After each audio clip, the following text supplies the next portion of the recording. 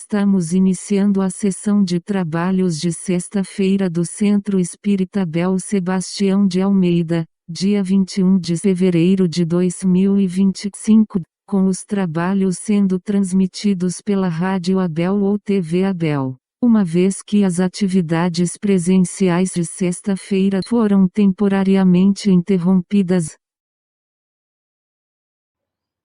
Olá, ouvintes da Rádio Abel, espectadores da TV Abel. Como sempre fazemos, vamos ler uma página de preparo para nos harmonizar com os estudos da noite de hoje. A página que leremos do livro Vinde a mim, pelo Espírito Irmão José, na psicografia de Carlos Bacelli, é denominada Muitas Moradas, e traz a seguinte passagem do Evangelho segundo o Espiritismo. A casa do Pai é o universo. As diferentes moradas são os mundos que circulam no espaço infinito e oferecem aos espíritos que neles encarnam moradas correspondentes ao adiantamento dos mesmos espíritos. No capítulo 3 do Evangelho. Irmão José nos diz: há muitas moradas na casa de meu Pai. As muitas moradas da casa do Pai, que é o universo, correspondem à situação espiritual dos espíritos que nelas têm necessidade de habitar. Existem, pois, tantas moradas exteriores quanto as moradas íntimas existentes. O próprio universo físico, onde a criatura encarnada se encontra domiciliada, pode ser comparado a uma das mais singelas casas existentes em magnífica metrópole. Além dos limites da matéria densa, tem início os domínios da matéria rarefeita, de que outros universos, e mais outros em número infinito, estruturam-se. O espírito em evolução carece de se colocar em sintonia com o meio em que vive, de vez que, sem possibilidade de trabalhar externamente, manipulando os elementos que lhe constituem o cenário, ele não encontra condições de aprimorar-se intelectual e moralmente. A Terra, por exemplo, é um mundo consentâneo à situação espiritual dos espíritos que a povoam, porque eles não teriam correspondência psíquica para atuarem em meio onde a vida lhes transcendesse os sentidos. Assim, é forçoso concluir-se que a própria região em que o espírito é chamado a viver, além da morte do corpo, não destoa muito do ambiente que, pela desencarnação, ele acabou de deixar. Porque os limites que o corpo carnal impõe ao espírito são os limites que ele estabelece para si mesmo. À exata medida em que o espírito evolui, expandindo-se em suas faculdades, o seu envoltório se sutiliza e lhe passa a ser instrumento mais dócil à manifestação. Todo espírito que, das altas paragens, volta à terra, a fim de cumprir determinada missão entre os homens, por inevitável influência do meio em que é chamado a viver, experimenta as naturais limitações que o corpo lhe impõe.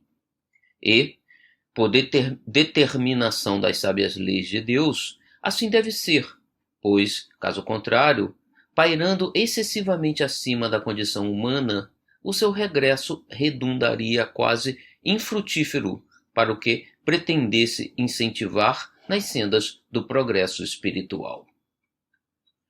Uma boa noite e um bom estudo a todos, meus irmãos. Olá, irmãos, frequentadores da Casa de Irmão Abel Sebastião de Almeida e todos aqueles que nos acompanham através da rádio da TV Abel. Dando continuidade ao estudo do Livro dos Espíritos, nós vamos examinar as questões 958 a 959. Essas questões estão na parte 4ª das Esperanças e Consolações, no capítulo 2, o Nada, a Vida Futura. Então, nessas duas questões, Kardec vai abordar o tema do nada, da vida futura. Ou seja, o que acontece conosco depois que desencarnamos? O que nós vamos encontrar? Será o nada? E a primeira questão, ele indagou: por que tem o homem instintivamente horror ao nada? Né?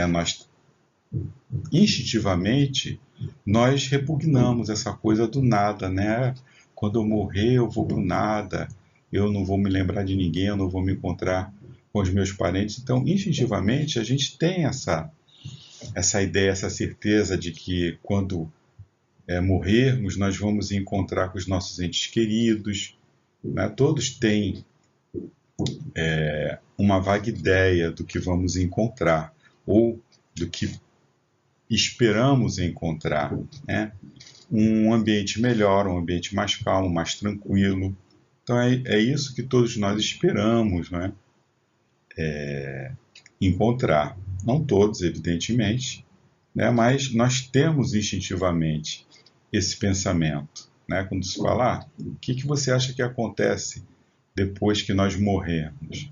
Né? Dificilmente, né? É muito raro você encontrar alguém que afirme categoricamente, não tem nada não, a gente vira nada, a gente vira poeira cósmica, né? São bem poucas as pessoas que ainda guardam esse tipo de pensamento sobremaneira pelos avanços, né, realizados no campo filosófico, religioso, científico, sobre essas questões. Então, o que os espíritos responderam?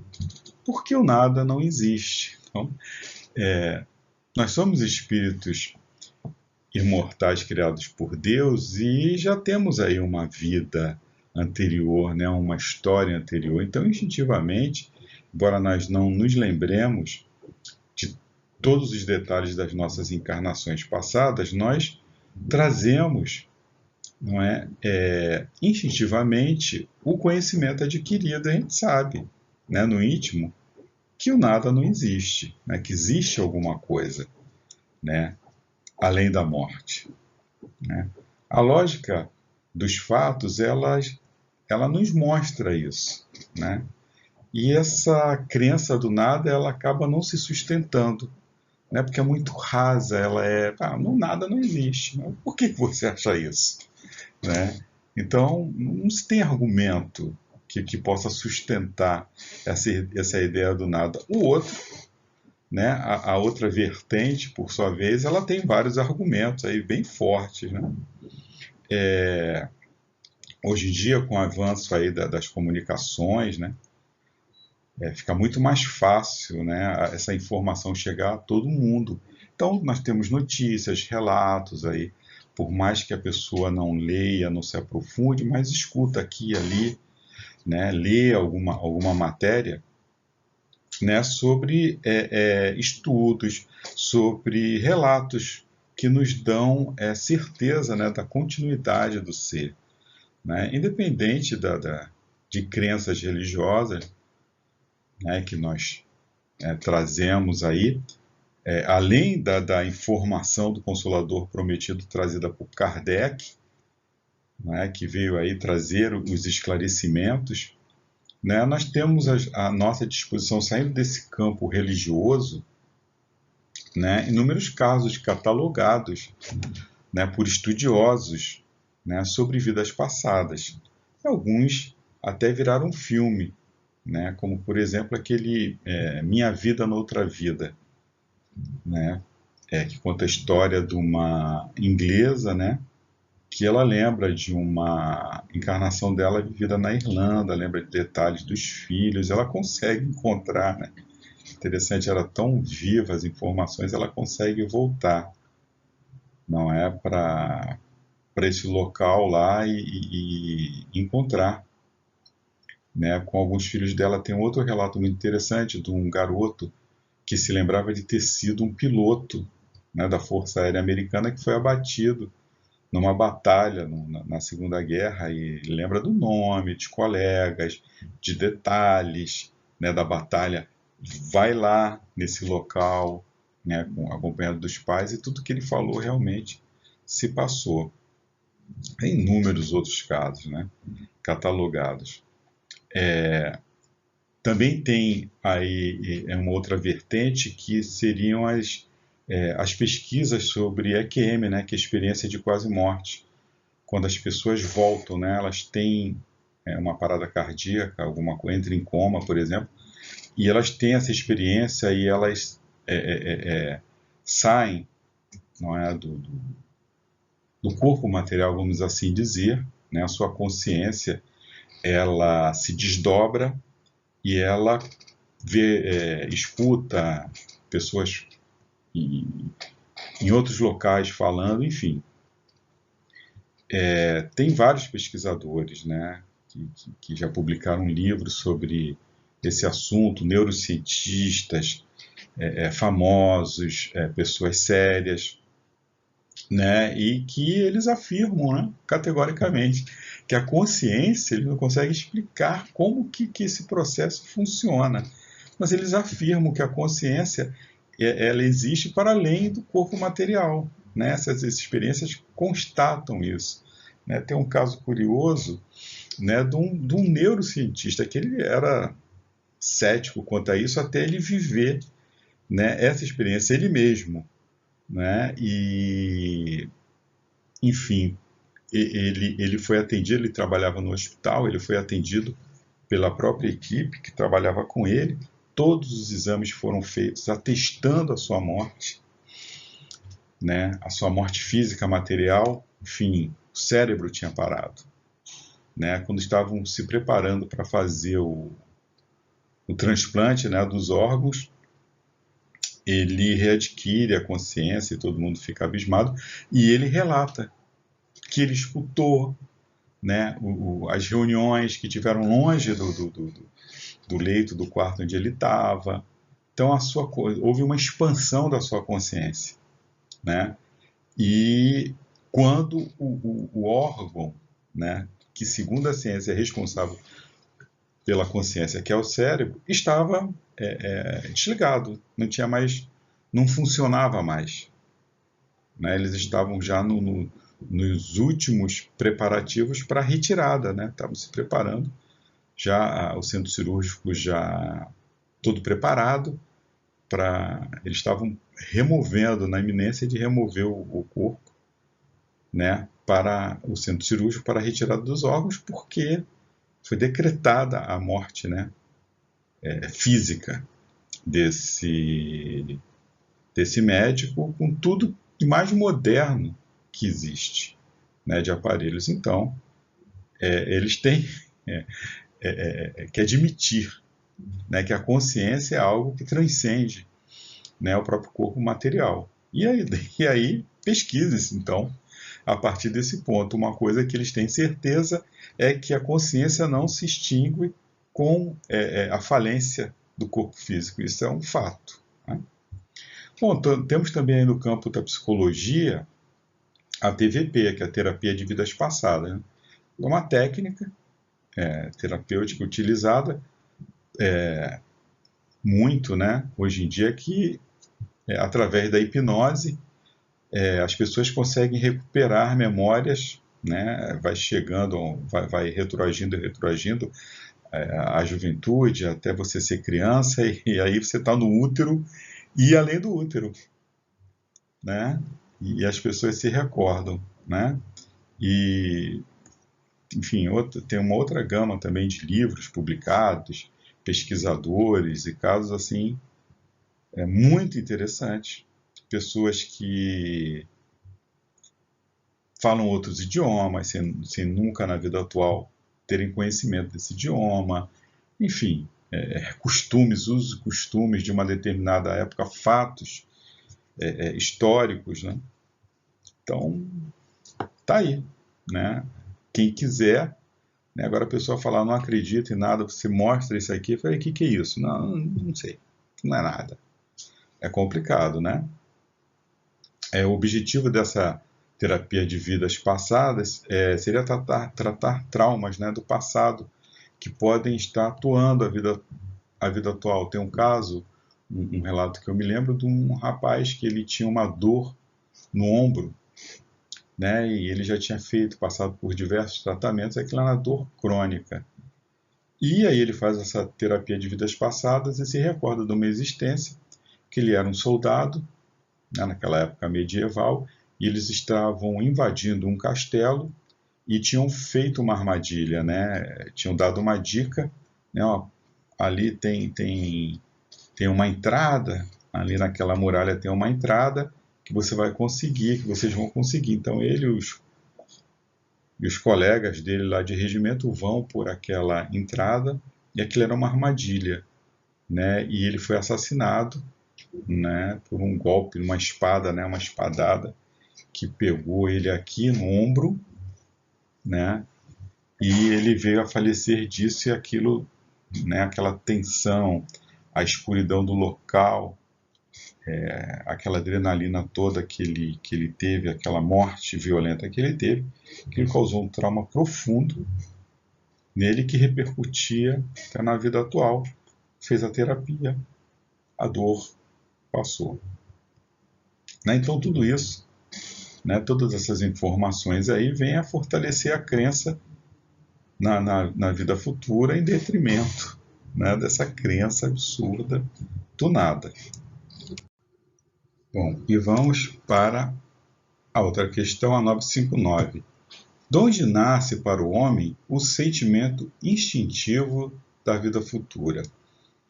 E eles responderam: já temos dito, antes de encarnar, o espírito conhecia todas essas coisas, e a alma conserva vaga lembrança do que sabe e do que viu no estado espiritual.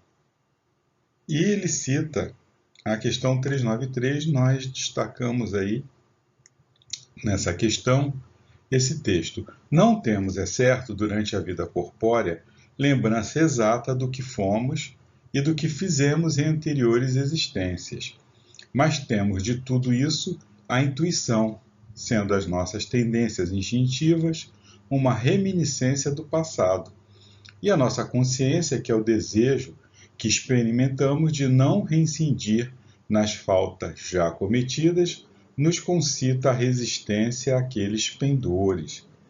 Então, aquilo que falávamos, né? Nós temos aí aquela intuição, né, que vem das vivências anteriores, né? E temos aí a nossa consciência a nos alertar dos erros, né, que praticamos anteriormente para que não voltemos a repeti-los. E aqui o comentário do Kardec. Em todos os tempos, o homem se preocupou com o seu futuro para lá do túmulo, e isso é muito natural. Qualquer que seja a importância que ligue à vida presente, não pode ele furtar-se a considerar quanto essa vida é curta e, sobretudo, precária, pois que a cada instante está sujeita a interromper-se, nenhuma certeza lhe sendo permitida acerca do dia seguinte. Que será dele após o instante fatal? Questão grave é esta, porquanto não se trata de alguns anos apenas, mas da eternidade. Aquele que tem que passar longo tempo em país estrangeiro se preocupa com a situação em que lá se achará. Como então não nos havia de preocupar em que nos veremos, deixando este mundo uma vez que é para sempre? Pois é. Quando nós vamos viajar, nós procuramos nos informar anteriormente como que é o tempo naquele lugar que nós vamos visitar, qual a moeda, né, daquele país, para que possamos aí verificar os nossos gastos. Enfim, tomamos uma série de precauções, para uma viagem, né, no outro país, e a gente não vai se preocupar, né, com a nossa sorte no que irá acontecer conosco após a morte. Então, na realidade, eu acho que as pessoas procuram fugir, não é, da realidade. Querem pensar sobre isso, né, porque talvez, né, elas sejam obrigadas aí a fazer um exame de consciência, né, fazer algumas escolhas, talvez difíceis, e aí preferem não pensar nisso, deixar para, enfim, quando chegar a hora. É aquela coisa, vão se surpreender, né? A ideia do nada tem qualquer coisa que repugne na razão. O homem que mais despreocupado seja durante a vida, em chegando o momento supremo, pergunta a si mesmo o que vai ser dele, e sem o querer, espera. Quando chega naquela hora derradeira, realmente não nós somos chamados à razão. Crer em Deus, sem admitir a vida futura, for um contrassenso. O sentimento de uma existência melhor reside no foro íntimo de todos os homens, e não é possível que Deus aí o tenha colocado em vão. A vida futura implica a conservação da nossa individualidade após a morte. Com efeito, que nos importaria sobreviver ao corpo se a nossa essência moral houvesse de perder-se no oceano do infinito? As consequências para nós seriam as mesmas que se tivéssemos de nos sumir do nada. Então, se nós acreditamos em Deus, como é que a gente pode acreditar, que não vai ter nada, do outro lado, que nós vamos nos perder enfim, no todo, e perder a nossa individualidade? Enfim, isso aí seria, também a gente se eximir de responsabilidade, porque se eu vou morrer, e eu vou me perder lá no infinito, no todo, o que importa o que eu estou fazendo agora? Qual a importância disso? É um contrassenso também, Bom, então, nós recorremos ao Evangelho segundo o Espiritismo, lá no capítulo 2, meu reino não é deste mundo, a vida futura. Então, o que acontece? Jesus estava sendo confrontado por Pilatos. Pilatos pergunta, sois rei? E ele fala, tu disseste, sois reis. E diz que o reino dele não é deste mundo, que se fosse, os anjos viriam ali, em socorro a ele.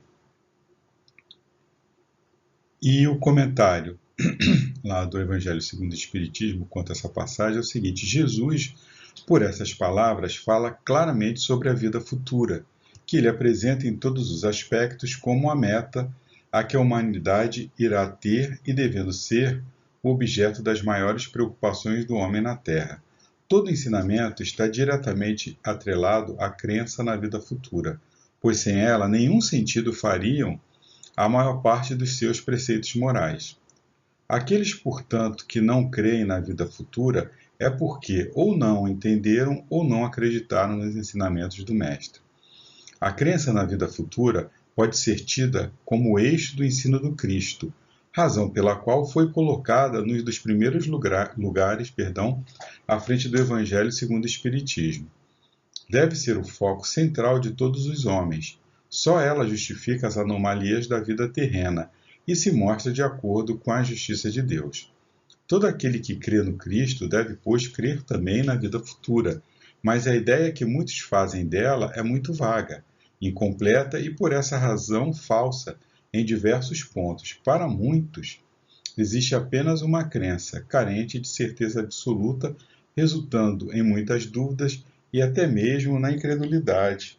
Então, nós temos aí a mensagem do Mestre, que apresenta para toda a humanidade algo que estava muito relacionado ainda com a vida material.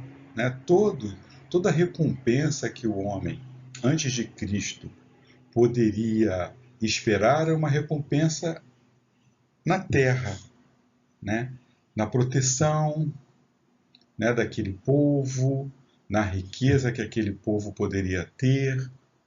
Tudo isso eram recompensas devido ao comportamento, à observância das leis e na fé naquela divindade. Com o advento do Cristo, ele vem e nos dá uma paisagem mais profunda sobre o mundo espiritual. O que irá acontecer conosco no nosso pós-vida, quais serão as nossas recompensas no pós-vida. Fala dos tesouros que a gente acumula na terra, que a gente deve acumular tesouros nos céus, enfim. Todo o ensinamento do Mestre, toda a moral que o Mestre nos ensinou é exatamente uma preparação, né, para o que nós vamos encontrar na outra vida. E nós precisamos nos preparar. Né? O nosso comportamento aqui ele vai depender. Né? Estamos fazendo a nossa bagagem, preparando a nossa malinha para a viagem que vamos fazer. E é certo, é líquido certo que vamos fazê-la. Então a gente tem que pensar, né, refletir sobre isso, sobre a nossa vida futura, porque vai implicar justamente na nossa verdadeira felicidade. Bom, e continua, né, o comentário do Evangelho segundo o Espiritismo. O Espiritismo veio completar nesse ponto, como em vários outros, o ensino do Cristo, fazendo quando os homens já se mostram maduros bastante para aprender a verdade. Com o Espiritismo, a vida futura deixa de ser simples artigo de fé, mera hipótese, torna-se uma realidade material, que os fatos demonstram, pois, com o testemunho dos próprios mortos sobre suas situações além-túmulo, que além de não deixar dúvidas a este respeito, permite a qualquer um a possibilidade de imaginar esta outra vida, assim como alguém que lê a descrição detalhada de um país desconhecido. A descrição da vida futura por eles é tão cheia de detalhes, tão racionais, são as condições boas ou mais que se encontram, que chegamos à conclusão de que não pode ser de outra maneira, pois que atesta a verdadeira justiça divina. Quando a gente raciocina sobre a ótica do Espiritismo, nós conseguimos entender, compreender, né, o que vem a ser justiça divina, porque senão fica muito difícil, né? Nós nascermos aqui simplesmente e quando morremos, aí tem uma ideia vaga, você vai para o céu, você vai para o inferno, no céu você vai ficar lá numa vida de ócio, né? Você vai ficar o tempo todo lá tocando harpa, né? Ou você vai ficar a eternidade queimando no fogo do inferno. Que justiça é essa? Que Deus é esse? Né? Você, como pai, você consegue ser mais justo, mais misericordioso, né? Porque você não condena seu filho enfim, ao mal eterno, né? Você vai castigá-lo, sim, mas com o castigo você está esperando, né, que aquele seu filho, ele entenda, né, e se eduque através daquele castigo. Então, como que você pode conceber um Deus que te criou e que você só tem duas opções? Fez a coisa certa, céu. Fez a coisa errada, inferno, eterno. Então isso não faz o menor sentido, né? Então o Espiritismo ele vem e mostra aí, né? Pinta esse quadro com cores vivas, né, verdadeiras, trazendo aí a divulgação, né, com a pessoa, né, os personagens sendo os protagonistas da história, contando aí, né, a sua história, a sorte deles no plano espiritual, como que eles estão, né? Então essa riqueza de detalhes, ela traz para perto de nós, para a nossa realidade, nos aproxima, né? Nos enxergamos, né, nessas situações, fica muito mais fácil, né, da gente acreditar e começar aí a construir finalmente a nossa caminhada. Bom, nós fomos também, né, pegar um exemplo lá em nosso lar, muito interessante também, que traz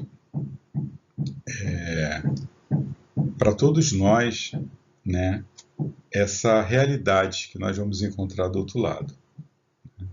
Então, neste exemplo colhido do livro Nosso Lar, André Luiz, quando ele estava se aclimatando, foi levado por Tobias, um ajudante daquela colônia espiritual, a uma visita às câmeras de retificação a fim de colher impressões sobre aqueles que na Terra haviam sido excessivamente materialistas, sem nunca terem se preocupado com a vida futura, a vida espiritual. Então ele vai visitar as câmaras, lá com as câmaras de retificação com Tobias, e justamente vai visitar uma ala que é composta por espíritos que na Terra foram excessivamente materialistas, né? Nunca se preocuparam, né, evidentemente, com a sorte deles, né, no além-túmulo.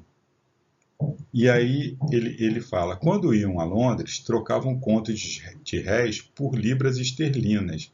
Entretanto, nem com a certeza matemática da morte carnal se animaram a adquirir os valores da espiritualidade. Agora, que fazer? Temos os milionários das sensações físicas transformados em mendigos da alma. Então, aquelas pessoas só pensavam em dinheiro, né? Quando viajava para o exterior, elas trocavam, né, os contos de réis lá, fazia a troca, comprava libras esterlinas, como fazemos até hoje, né? Para salvar ali o nosso dinheirinho da inflação, porque aquele dinheiro, a libra esterlina valoriza, a gente sem muito esforço, precisa trabalhar, tem ali um lucro, né? Realíssimo. Tobias não podia ser mais lógico. Meu novo instrutor, após distribuir conforto e esclarecimento a granel, conduziu-me à vasta câmara anexa em forma de grande enfermaria, notificando: vejamos alguns dos infelizes semi-mortos. Narcisa, a servidora, acompanhava-nos solícita. Abriu-se a porta e quase cambaleei ante a surpresa angustiosa.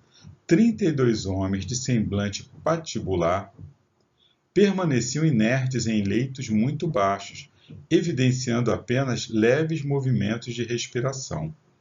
Fazendo gesto significativo com o indicador, Tobias e continua: estes sofredores padecem um sono mais pesado que outros de nossos irmãos ignorantes. Chamamo-lhes crentes negativos. Ao invés de aceitarem o Senhor, eram vassalos intransigentes do egoísmo. Ao invés de crerem na vida, no movimento, no trabalho, admitiam somente o nada, a imobilidade e a vitória do crime. Converteram a experiência humana em constante preparação para um grande sono, e como não tinham qualquer ideia do bem a serviço da coletividade, não há outro recurso senão dormirem longos anos em pesadelos sinistros. Então esses irmãos, além de egoístas, né, eles não se preocuparam com a vida futura e eles achavam que depois da morte eles iam dormir o sono, né? O sono eterno. Então, quando chega no plano espiritual, o que acontece com eles? Eles entram nesse estado, né? Catatônico, ficam nesse estado lá, enfim, até tendo pesadelos, né, sinistros, eles se fecharam, foram extremamente egoístas, né?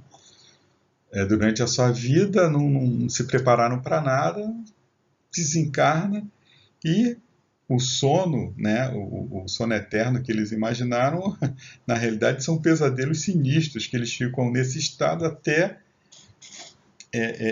eles conseguirem, né, realmente concatenar as ideias. Estão num estado de profundo desequilíbrio, né?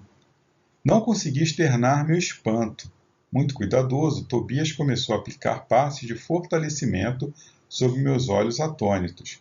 Fim da operação, nos 2 primeiros, começaram ambos a expelir negra substância pela boca, espécie de vômito escuro e viscoso, com terríveis emanações cadavéricas.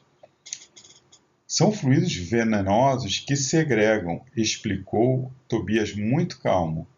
Narcisa fazia o possível para atender prontamente à tarefa de limpeza, mas debalde. Grande número deles deixava escapar a mesma substância negra e fétida. Foi então que instintivamente me agarrei aos petrechos de higiene e lancei-me ao trabalho com ardor. A servidora parecia contente com o auxílio humilde do novo irmão, ao passo que Tobias me dispensava olhares satisfeitos e agradecidos. O serviço continuou por todo o dia, custando-me abençoado suor, e nenhum amigo do mundo poderia avaliar a alegria sublime do médico que recomeçava a educação de si mesmo na enfermagem rudimentar. Então,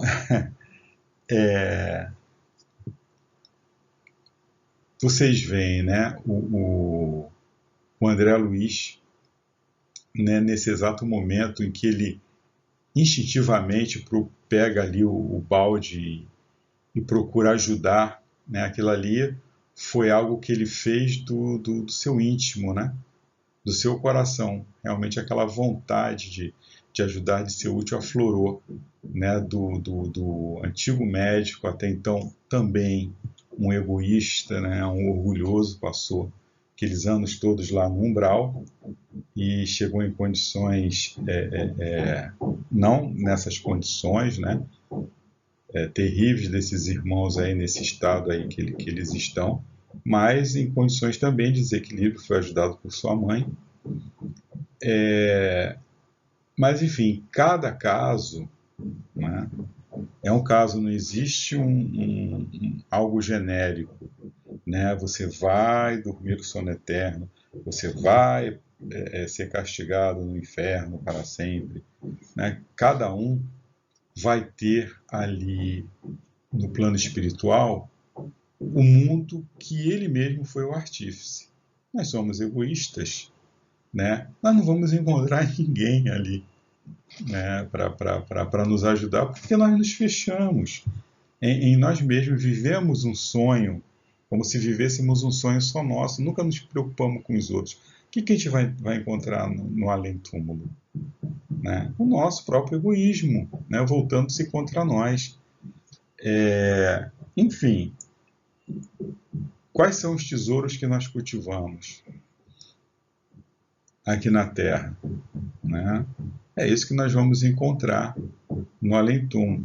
Interessante notar que o André Luiz, com todos os problemas que ele teve, ele passou por aqueles percalços no umbral, mas ele não estava nessas condições, nesses dois exemplos que nós vimos. Né? Ele não chegou ali no nosso lar em condições tão pesarosas, né, quanto esses irmãos. Então, cada caso é um caso, vai depender, né, do comportamento, da atitude de cada um. O André Luiz, ele não foi assim, nenhum exemplo de bondade, de misericórdia para com o próximo, mas ele também não foi também uma pessoa má, né? Uma pessoa tão ruim a ponto de chegar lá no plano espiritual em condições penosas, né? Tão penosas quanto esses irmãos. E para finalizar, uma poesia de Maria Dolores, do livro Momentos de Ouro, psicografia do Chico Xavier, a lenda simbólica. Chico Xavier que tanto colaborou, né, para a divulgação, né, do Consolador Prometido, atestando, né, a continuidade da vida, né, dando provas disso, um funcionário público com uma instrução precária, produzindo, né, tanta coisa e uma poesia como essa. Né? Tantos autores, né, Castro Alves, tantos poetas, tantos autores. Enfim, né, quem tiver ouvidos para ouvir, quem tiver olhos para ver, né, mas tem pessoas que, enfim, não acreditam. Né?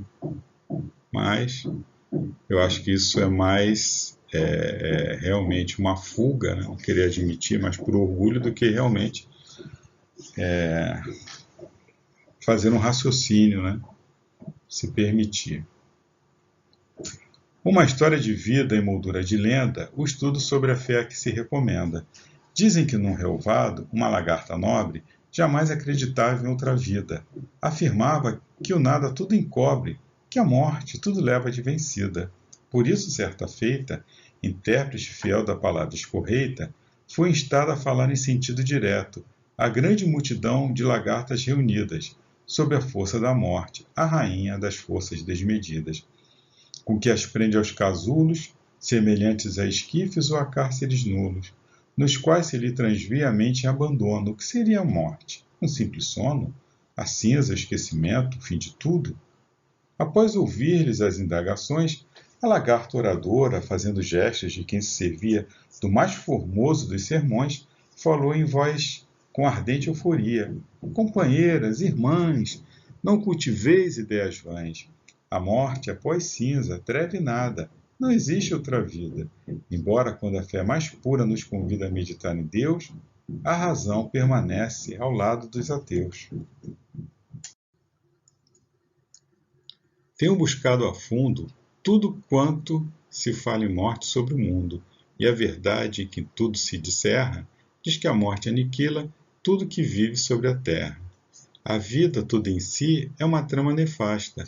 Uma lagarta surge, luta, sofre, se arrasta e encontra mais além a sombra e a terra fria.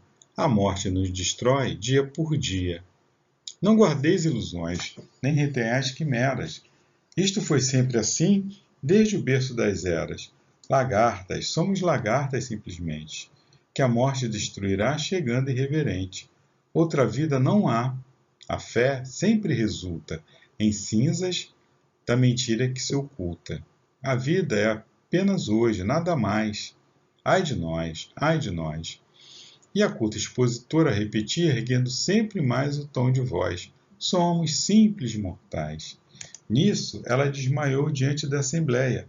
Fenecera-lhe a voz, finara-se-lhe a ideia, e a lagarta impotente transformou-se de todo, quase que de repente, num casulo pendente da folha em que falava. Toda a comunidade boquiaberta seguia aquela morte inesperada, de ânimo firme e atento, esperando que a noite, a chuva e o vento fizessem do casulo um dedal de poeira cinza e nada. Mas depois de alguns dias de discussões e fantasias, do casulo esquisito e ressecado surgia um novo ser, maravilhoso e alado. A lagarta oradora passara por ação renovadora. Era agora uma grande borboleta, de asas amplas, em linda cor violeta.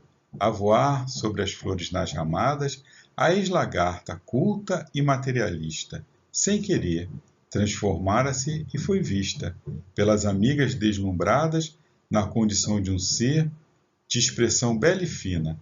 Parecia uma leve bailarina dançando ao céu azul sobre as luzes douradas. Que a luz, a paz, o amor de Jesus permaneça em nossos corações. Graças a Deus, graças a Jesus. Fiquem em paz.